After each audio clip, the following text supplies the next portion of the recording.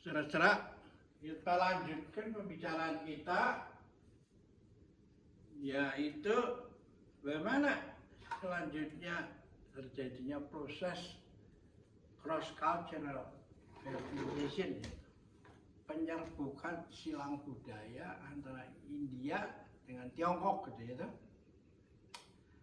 Nah, ketika turunan ke-28 daripada Siddhartha Gautama itu datang ke Tiongkok, dia nggak berani sembarangan itu, langsung cerita macam-macam gitu. Karena dia tahu bahwa yang dikunjungin ini adalah satu budaya yang sama tuanya gitu. Nah, dia jalan kaki ke kuil Shaolin, dan dalam cerita yang legendaris itu ya, dalam cerita silat gitu, ketika dia menyeberang sungai yang besar, dia tidak menggunakan perahu karena perahunya penuh ya. Dia ditolak supaya tunggu, dan apalagi dia seorang asing kan. Nah, dia menerima aja, harus nunggu, dan dia semedi di pinggir sungai itu kan. Nah, ketika dia perahunya itu menyeberang, apa mau dikata, ada seorang anak yang jatuh kecemplung itu. Kan bingung ya tuh orang di perahunya itu. Nah, dalam cerita silat itu Bodhidharma hanya melempar dia punya tongkat gitu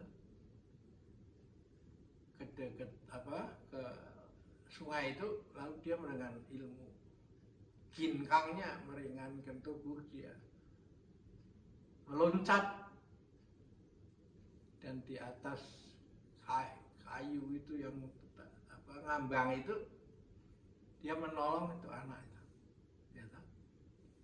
Ya, ini ditambah bumbu-bumbu lah supaya cerita kita jadi menarik gitu. Nah, ketika dia sampai di Shaolin yang sudah sebelumnya didirikan karena Buddhism sudah berkembang di sana juga kan, sebelum dia datang kan, dia datang ke sana dan dia tidak mau masuk kuil itu. Dia mau mengatakan, saya mau seperti dulu dan naik sedikit ke atas gitu, dan lalu dia menemukan gua di mana dia 9 tahun merenungkan, menghadap tembok bermeditasi sebelum dia action. Jadi itu dikenal dengan kisah 9 years facing the wall, 9 tahun bermeditasi menghadapi tembok itu, gitu. Karena dia nggak mau buru-buru, kalau buru-buru salah, buyar jatuh rencana pergi ke Tiongkok. Nah, ketika dia itu sudah tahun ke-9, dia turun, pimpinan wihara itu mengumpulkan biksunya semua kan, dan dia diminta memberi ceramah itu. Nah, dia diperkenalkan, ini ada sesepuh dari India yang ke-28 ya ke sini, dan kita mau dengarkan dia punya wejangan. Yang menarik adalah Bodhidharma itu hanya membuka kitab-kitab yang ditulis di atas bambu, baca gitu, tutup lagi, baca, tutup lagi, terus pindah sana, pindah sini. Nah, setelah itu dia turun dari panggung gitu. Yang hadir itu teriak ini gimana ini? Kok nggak ceramah-ceramah, malahan cuman bolak-balik buku di atas panggung, lalu turun. Nah, mereka marah-marah kan? Nah, lalu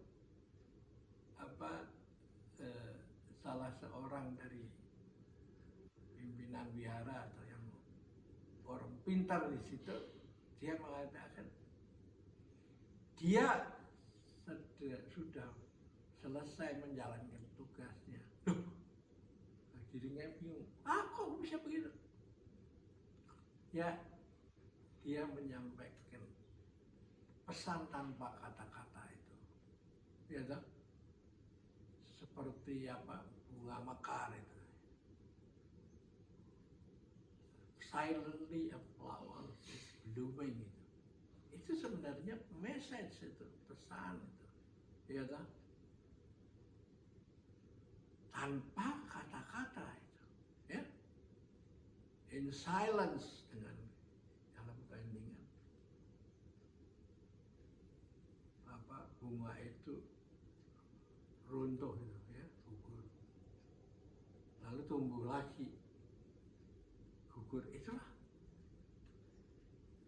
yang disebut menyampaikan pesan tanpa kata-kata itu. Nah, lalu dia mulai bekerja di situ, mulai aktif di Shaolin Temple, dan melihat semua biksu itu setiap hari kerjanya baca kitab sama-sama dia aja, ya. Lalu dia mengatakan, udah begini, ya, kalau cuma begini aja, banyak duduk meditasi, ya makan sakit kan, mager kan, malas gerak kan, meskipun pikirannya aktif. Nah, kalau ini ada rampok datang ke kuil ini, ya di barangnya dihabisin sama dia. Nah, dari situlah Bodhidharma mulai mengajarkan ilmu senam dan meditasi. Senam itu meditasi di dalam gerak, duduk meditasi itu dalam diam, ya. Dalam hening, ya. Meneng, ya. Hening, neng, ya, supaya pemahamannya itu menggunung, ya. Jadi mempelajari ilmu bukan dengan membaca buku, diskusi sana sini, podcast di sana sini, tapi dengan hening gitu, menang dan lalu dong membunuh. Dan dari situlah semua biksu itu mengikuti jalannya dia. Dan karena di wihara itu Buddhism itu anti kekerasan, tidak mau membunuh, tidak mau maka yang dilatih itu adalah membersihkan ruangan itu, membersihkan kebun itu dengan sapu. Dan dia dari membersihkan kebun dengan sapu dan memikul sayuran atau kayu, ya, menebang kayu ke pasar para itulah dipakai sebagai ilmu. Mula-mula sebagai walking meditation, lama-lama menjadi ilmu bela diri. Sehingga kalau ada perampok datang, ya dilawan. Nah, karena itu ilmu andalan dari Shaolin itu ilmu tongkat itu, ya. Dan sapu yang dirubah bisa menjadi pentungan, loh, ya. Lalu belakangan kemudian berkembang menjadi pedang dan sebagainya kan. Jadi itulah dulu, kita lanjutkan supaya memenuhi target sebelum di bawah 10 menit harus disampaikan pesan ini, ya. Oke, kita jumpa lagi dalam pertemuan yang akan datang. Sampai jumpa.